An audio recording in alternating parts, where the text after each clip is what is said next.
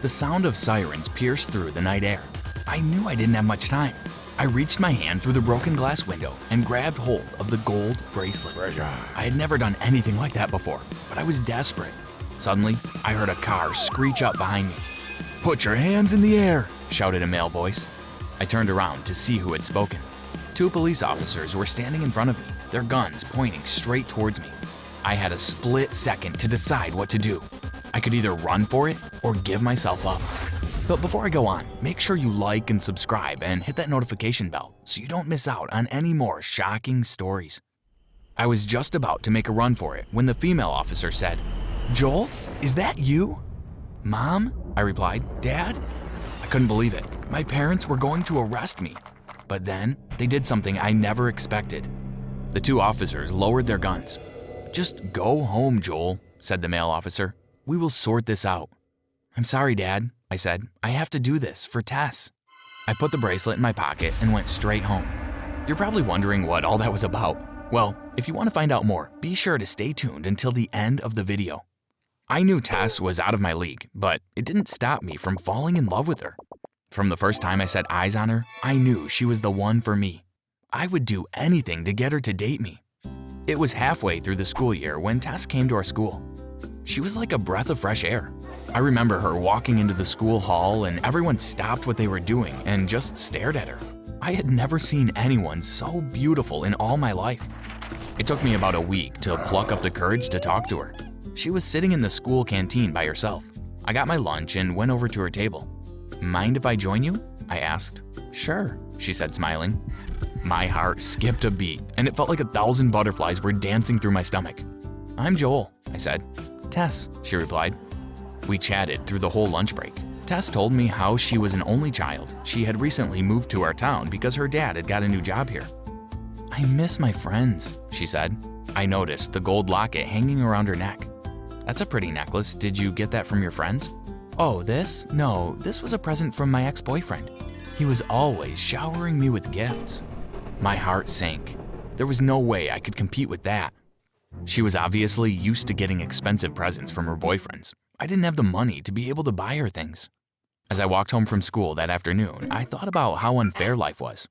Some kids had everything they wanted, whilst people like me had nothing. It wasn't as though my parents didn't have the money. They both had really good jobs.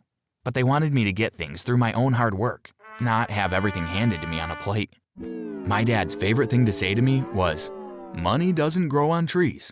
If you want to make something of your life, then you have to work hard for it." My mom and dad were both police officers. That's how they had met each other. They had both joined the police cadets when they were 17 years old and had been together ever since. I wanted that for me and Tess too. I had to find a way to get her expensive gifts so that she would want to date me. So that's why I broke into the jewelry store. I had seen the gold bracelet that afternoon as I walked past the shop window. The glare from the afternoon sunshine reflected off it, and it blinded me for a second. I knew that Tess would love it. I couldn't believe that my parents had caught me stealing it. I had waited up for them to come home. When they came through the door, my dad didn't say anything. He just looked disappointed in me. "Don't worry, we have sorted it all out," said Mom. "Your fingerprints have all been cleaned up. No one will know it was you that broke in."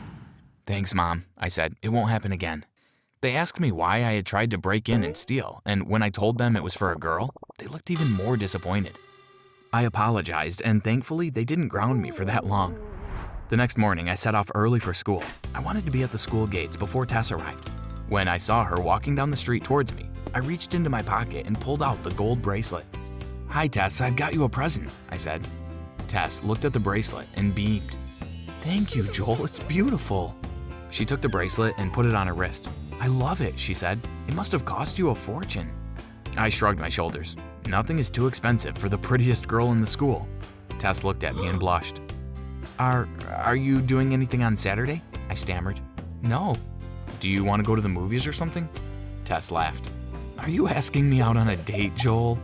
Yes, I am," I said nervously. "I'd love to." I couldn't believe it. Tess had agreed to go out with me. Tess and I went on our first date that weekend. It wasn't long before we were spending every minute of our free time together. We got on so well. We were definitely soulmates.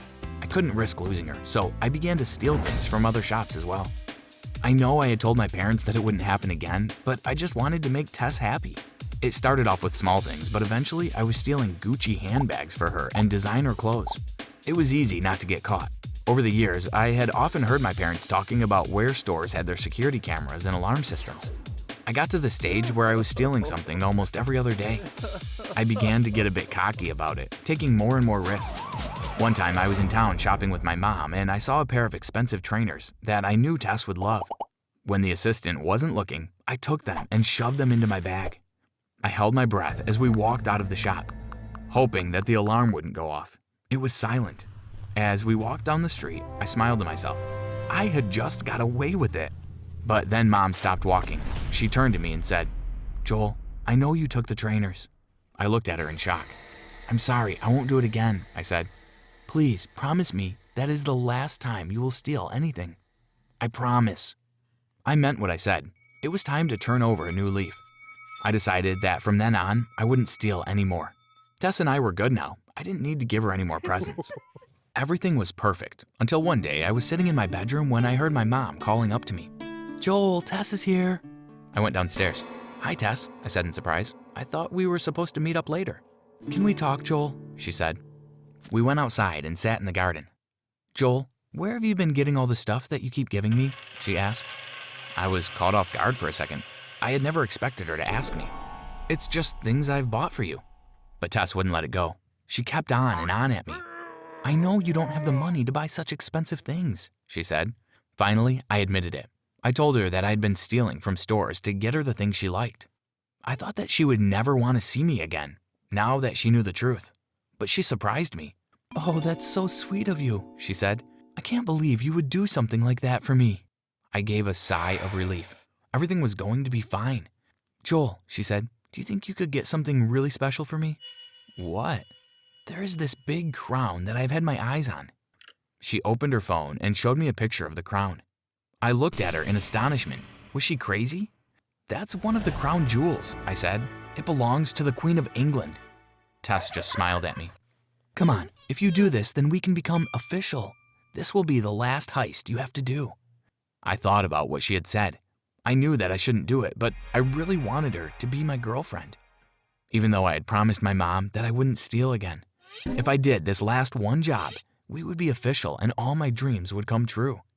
"Okay," I said, "I'll do it." Over the next few weeks, I began to make my plan. I knew it wouldn't be an easy job, but I had access to my parents' computer so I could tap into the security system for the vault where the crown was kept. I spent hours studying the layout of the building. Eventually, I was ready. I waited until it got dark and crept out of the house. I sat outside the building and waited. I knew that at 10 p.m. the guards would change over. That's when I would make my move. At exactly 10 o'clock, I heard the footsteps of the new guard walking towards the building. As the two guards spoke to each other, I darted into the open door of the building. Nobody had seen me. I crept along the hallway towards the room, keeping the crown. My heart was beating so loudly, I felt sure that the guard would hear it.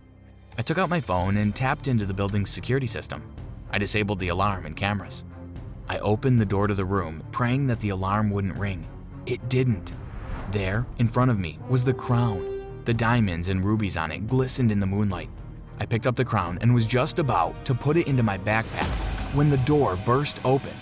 "Put your hands in the air," someone shouted from behind me. I couldn't believe it. Had my parents caught me again? I turned around to see who was behind me, but it wasn't my parents standing there. It was Tess. "Tess?" I whispered. "What are you doing here?" "I'm here to arrest you," she said. "What are you talking about?" She laughed. "You have no idea, do you? I'm an undercover cop." I couldn't believe what she was saying. "I finally caught you." "But I'm in love with you. I thought we had something really special." Tess was just about to say something when I heard someone coming into the room. It was my parents.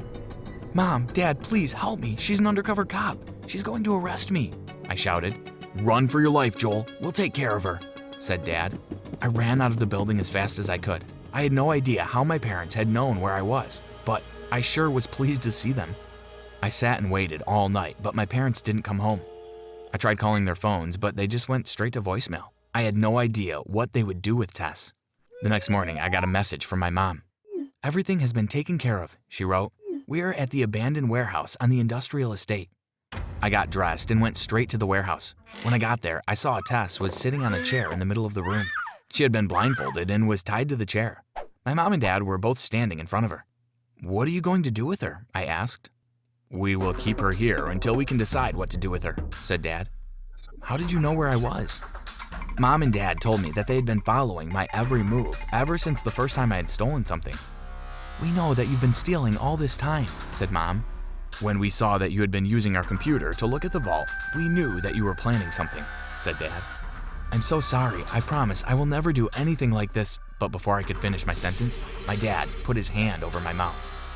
"There's someone outside," he whispered in my ear. "Go out the back door and make a run for it."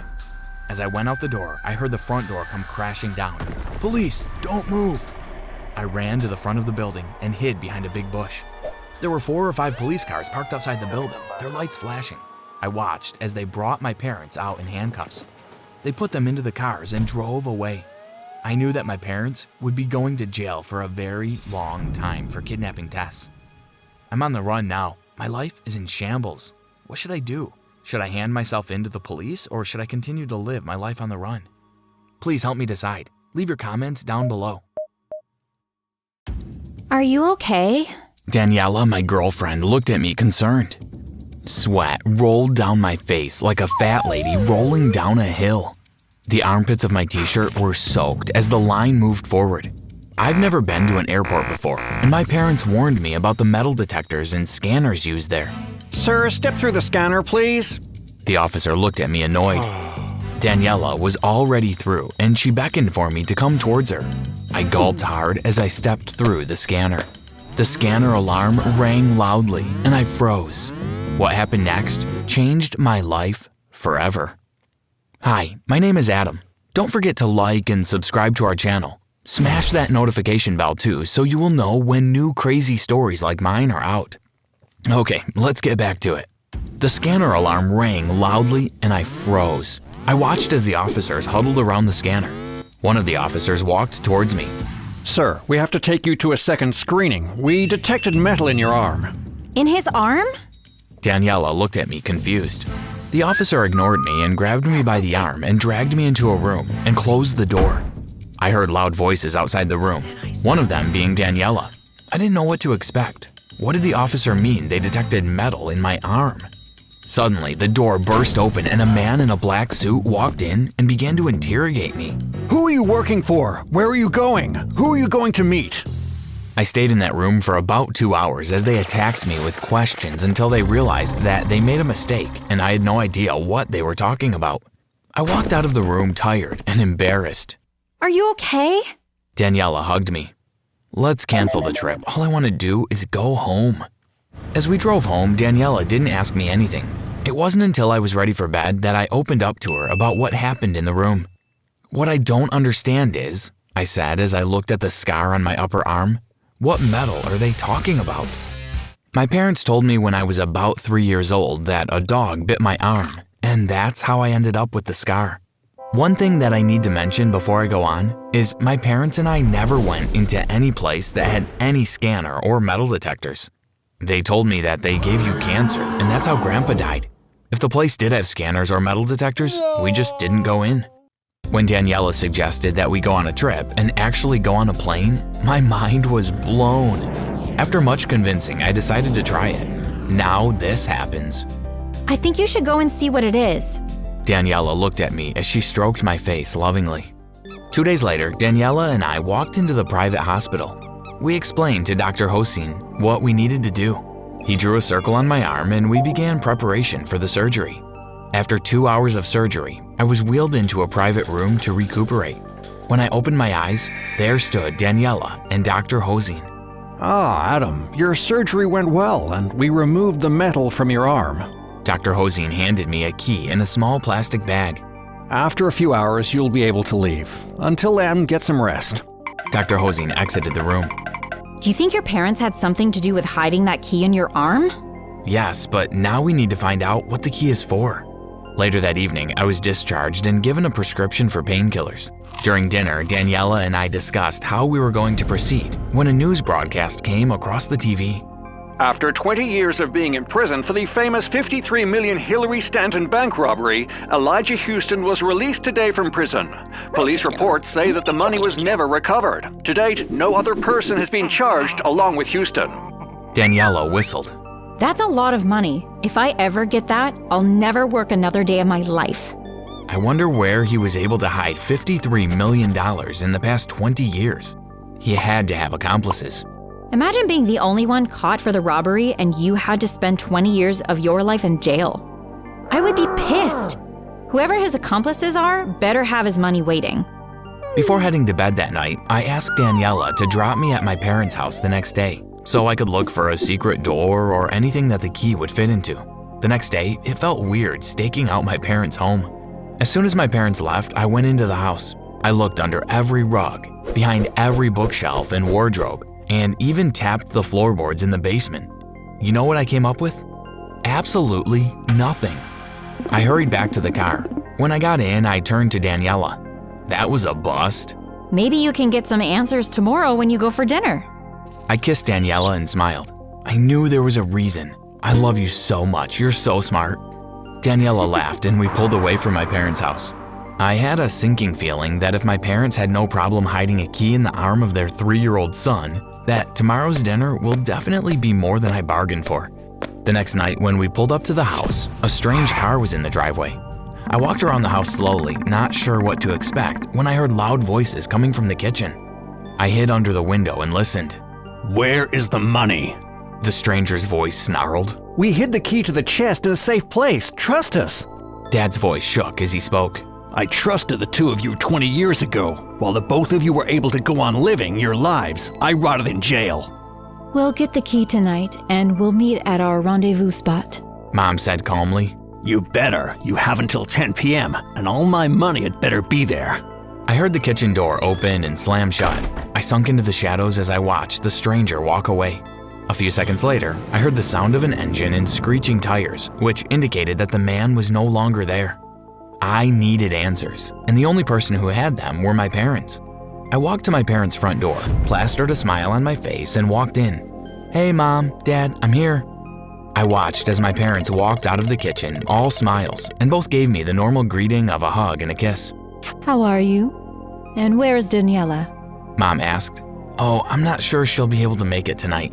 I wasn't about to let Daniela come here with my parents. I wasn't sure what to expect from them, and I wasn't about to put her in unnecessary danger. Oh, that's too bad. Tonight I made your favorite, lasagna. Dad looked at me smiling. Actually, Daniela and I caught a movie and I ate pizza before coming over. I know. I waved my hands in front of me as my parents began to protest. I spoiled my dinner, but maybe Mom could be a dear and make a takeaway plate for Daniela and I. Fine. Mom chuckled. Anything my boy wants, my boy gets. I watched as Mom and Dad came and placed snacks and water on the table throughout the night. I didn't touch any of it. You really didn't expect me to eat or drink anything from my parents, right? They did tell the strange man that they were going to get the key tonight. No telling what they placed in the food or the juice to knock me out, or worse. When it was 9:30 p.m., I heard them talking angrily in the kitchen. I knew they were talking about me, and I thought that this would be the perfect time to confront them about the key. As I got up to walk towards the kitchen, the doorbell rang. Who are my parents expecting at this hour? I mumbled as I opened the door. Hi!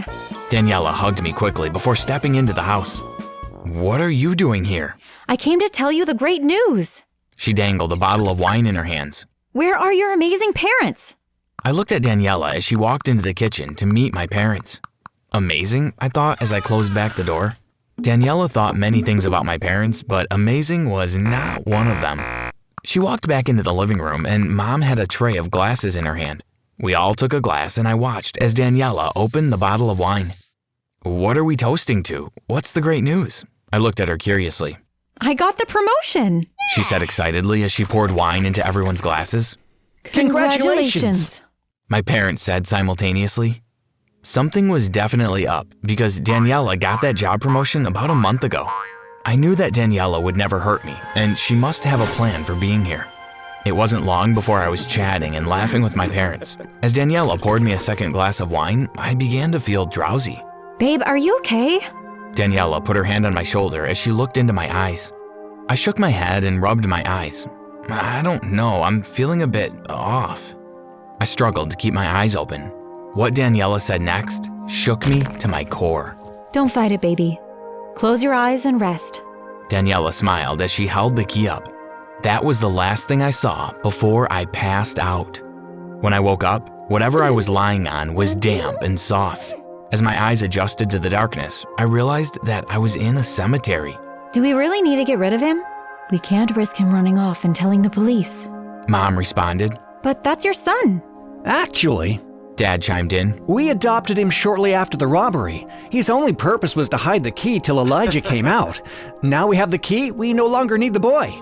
I couldn't believe this. The 3 people that I trusted with my life never had my interests at heart. They all just used me. Let's place him in the coffin quickly. Elijah doesn't like to be kept waiting. Dad grabbed my legs and dragged me towards the coffin. I fought against him, but between the wine and my recovering arm, I just didn't have the manpower to get away. Dad tossed me in the coffin. Daniela. My voice trailed off as Daniela turned and walked away. The coffin closed and my heart galloped. I could feel them lowering me into the grave, and the sounds of dirt falling onto the coffin filled my ears. How am I going to get out of this? Is this how I'm going to die? I don't know how long I was out, but I woke up to a wet face and Daniela shaking me. I was no longer bound. The coffin was open and my lungs welcomed the fresh air. Come on, let's go. Daniela's face and arms were covered in dirt. She helped me to my feet. I looked at the ladder that was leaning against the wall of the grave. She insisted that I go first and she'd bring up the rear. When I got to the top, I lay on the ground, panting. We don't have time. We have to move. Daniela said, grabbing my arm. I pulled away. And why should I go with you? You've been working with my parents this whole time. Boy, I just saved your life. If you don't get into that car right now, you'll be going to jail for a long time. Trust me. I had no choice but to trust her. She helped me up and we hobbled to the car. Once inside, as we were driving away from the cemetery, I turned to her. I'm confused. Why did you help them if you came back to save me? It was all a part of my plan. I couldn't tell you about it because I wanted your parents to believe me. Take a look in the back seat. I spun around, and in the back seat and on the floor of the car were black duffel bags. Is that what I think it is? My eyes widened. Yep. $53 million, baby. Daniela squealed as she hit the steering wheel of the car excitedly. Danny, where are my parents? As I looked at her hands, I realized that they were covered in blood. You mean those people who used you to hide a key for 20 years? They got what they deserved. You don't have to worry about them anymore. We drove into a hangar and pulled up next to a car. Were my eyes deceiving me? It was the same car that was sitting in my parents' driveway a few hours ago. Don't worry, just follow my lead. She got out of the car and ordered 2 men who were dressed in suits to load the bags onto the plane. She held my hand and gently pulled me towards the plane. We boarded, and seated inside was Elijah Houston. Hi, Daddy. Daniela kissed Elijah on his cheek. What? Would you like me to fix you a drink, Dad? Sure, honey, you know what I like. Elijah turned to me. Thank you for securing my key. Daniela handed him his drink and stood next to me. Now it's time to get rid of the last loose end. Elijah looked at Daniela and gulped his drink down. You are right, Daddy. I did have one loose end to tie up. I tumbled backwards as Elijah began to choke, and he staggered towards us while holding his throat. Daniela stood her ground and she pushed him back. He folded on the ground in front of her. When he stopped moving, she picked up her father's phone. Yes, he's dead. We're bringing the body now. After speaking on the phone, Daniela told me to buckle in because we had a long flight ahead of us. Tonight was a series of bizarre events, one that I will never forget. But now I'm plagued with a decision. Maybe you can help me. Should I call the police for Daniela, or should I stay with her and spend the $53 million? Please leave your suggestions in the comment section. Hurry up and get yourself ready for church. We're going to be late again because of you. Pastor Mac doesn't like when we're late. My parents both screamed like we were somewhere being chased by tigers. What was so urgent or important about church anyway? I mean, I understood that it was important to some people, but there was something seriously wrong with our church. I put on my dress and ran down the stairs without bothering to comb my hair. You look like a wet cat. My mom continued screaming. God loves the animals. Leave me alone. Let's just go already. Later, we pulled up to our megachurch with its golden doors and diamond chandeliers. We will start today's service with the offering. Remember that you will get 100 times the amount you receive, so give generously. The Lord loves a cheerful giver. Before I continue my story, like this video and subscribe to the channel for 1 week of good luck. Please hit that notification bell too. Thanks! Now, where was I? Thankfully, I didn't have to go through that torture for much longer because Pastor Mac was involved in a huge scandal, and my parents decided that we shouldn't go to that church anymore. I thought I was finally going to have a normal life. See, my parents spent most of their money on the church because they believed that it would cause blessings and more riches. One year, they even forgot to buy me a birthday present because Pastor Mac needed a new jet, and they gave him their entire salary that month. I was so over them and this nonsense. So I was sitting on the couch with my iPad scrolling through Amazon and making a wish list of things I wanted that my parents would finally be able to afford for me. I was home alone because my mom and dad said they were going to the supermarket. It was about 10 o'clock in the morning. By 6 o'clock that night, they still hadn't returned, and they weren't answering their phones. I started getting worried. Had they been in a car accident? Struck by lightning? Kidnapped? I always jump to the worst case scenario. I mean, that's just me. Then the doors burst open and my mom and dad walked in smiling, but my mom was holding something, which seemed extremely weird. Mom! Dad! I was so worried! What is that weird thing you're holding in your hands, Mom? She walked to the couch and put it to stand in front of me. It was a pretty doll which was wearing a cute lavender dress. It had long red hair and brown eyes. It looked like any ordinary doll at the toy store, just a little bit prettier. I'm a little too old for those now, Mom. I'm in high school. This isn't yours. This is a special doll. We have so much to tell you. Where do we begin? Started my dad. We had just finished buying some cleaning supplies at the dollar store when a lovely young lady approached us and asked if we were interested in joining her religion. Well, since we'd already left ours, we figured, hey, why not give a new one a chance? So we followed her to a strange-looking temple and we walked inside to meet the leader. His name is Morgan, and he's awesome. So, what is this new religion about then? Well, I don't have all the details, but we had to buy this doll for $200. He said if we put it in our house, we'll have lots of good luck, but we have to treat it well. Dad? Dolls don't have feelings. My parents both gasped. Then my mom started giving me a lecture. This particular doll is special. She's not an ordinary doll. She's special. Okay, I said. At this point, it wasn't worth arguing with my parents. They'd totally lost it.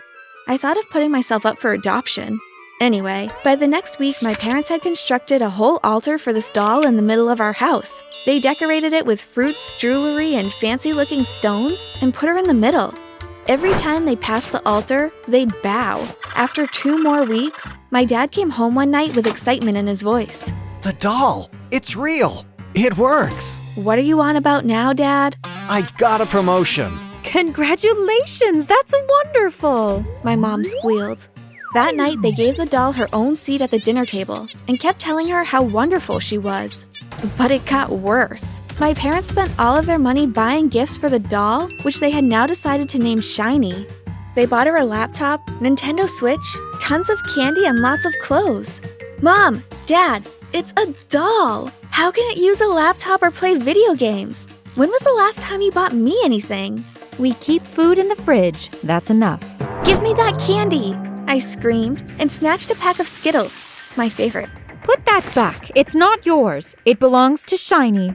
You're going to bring us bad luck. I think you two need to take an IQ test and get some serious help. I screamed and slammed the door. I ate the Skittles so quickly I almost felt like I was going to choke on them. It got worse, you know. You're going to laugh at this next thing they did. After they'd gotten over the Skittles incident, and it actually took days, they told me that Morgan said that they could download a special app on their phone which would tell them what the doll wanted them to know. Mom, Dad, a doll is an inanimate object. It can't speak, especially through an app.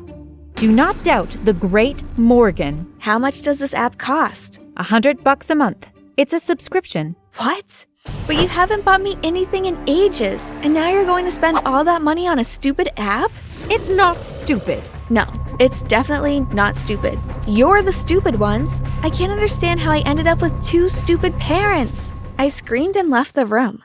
The next morning, I woke up and my parents were kneeling in front of the doll with their phones in their hands. Okay, it says that we can ask it a question and then we can check the app for the answer. My mom said. Okay, honey, let's do this. Shiny, am I going to get another promotion next year, or should I leave my job? They looked at their phones, then my mom sounded puzzled. It says to transfer $200 into Morgan's account if we want the answer. Okay, I'll do that right now. After the transfer was done, the word yes appeared on the app. I rolled my eyes and walked to my room. I was feeling really sad, especially since I'd begged them for new clothes a week ago and they told me they didn't have enough money. They had money, they were just spending it all on that doll. I had to do something. I began to brainstorm. I could set the doll on fire, but then they'd just buy a new one. I could lock them in their rooms until they came to their senses, but that would be too difficult. What could I do? Then it hit me. Obviously, something was wrong with this Morgan guy. He was definitely a scammer. I just had to find a way to prove it to them. Then they'd understand. They were just being swindled out of their money, and they'd start to spend it on me instead. I looked up Morgan's weird religion online and found the address of the temple. After school the next day, I snuck over there, but made sure that no one saw me. Nothing much happened. A few weird-looking couples just like my parents walked in and out with dolls.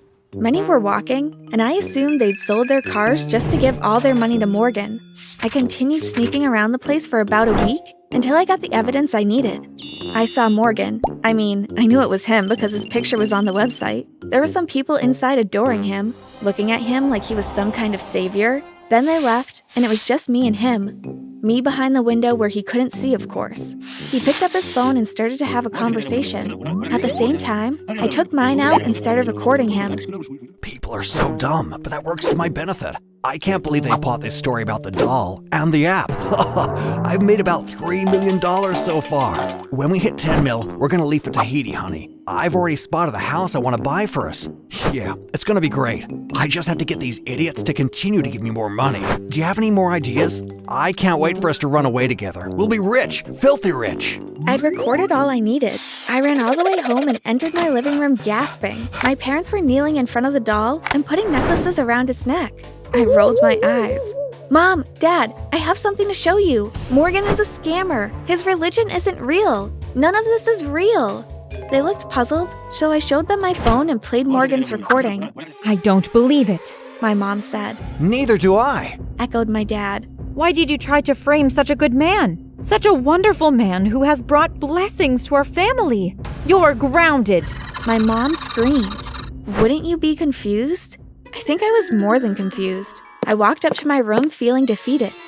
How did two stupid people make such a smart person like me? Was I adopted? Well, it's time to consider Plan B then, I thought. I started a YouTube channel and uploaded the video I took of Morgan. Then I shared it to all my social media platforms, and I also posted it on Morgan's Facebook page. Within an hour, many people had seen it and reshared it. Morgan deleted it from his page, but many people had already saved it. It was spreading like wildfire, but mostly by people who were making fun of the organization. It was only a matter of time until... Mary, you ungrateful little brat. What have you done? My parents barged into my room. They were fuming. What? I smiled sweetly, pretending I had no idea what they were upset about. Why did you release that fake video? This is going to ruin everything. He's going to lose followers. My mom started crying. At this point, I really didn't know anymore. It was like the stupid fairy had hit them both on the head with a massive baseball bat. They left my room, and I thought that maybe I needed to get more proof so they'd believe me. It was a Friday night, but they worked on Saturdays. I decided that I would leave the house and return before they got back. Because I was grounded, remember? I was going to go to Morgan's temple to snoop around some more. The next day, I left home right after my parents. As I approached the temple, I noticed that my mom's car was parked outside. I walked through the door and looked around. There was no one inside, just a bunch of spooky-looking dolls all over the place. Ugh, I shuddered. Then I heard some muffled voices coming from what seemed like a little office in the back. I walked over there and looked inside. Then I nearly fainted. My mom was wrapped in Morgan's arms and they were kissing. I quickly took out my phone and began recording. I'd show my dad and we'd leave together and never look back. There was no way I could make this up. and I hoped it would be enough to convince my dad to leave this awful religion and my mom. I ran out of the building without saying anything. I went home and cried in my room until my dad came home. Dad, look! Now you definitely can't say I made this up. Look what Mom was doing while we were convinced she was at work.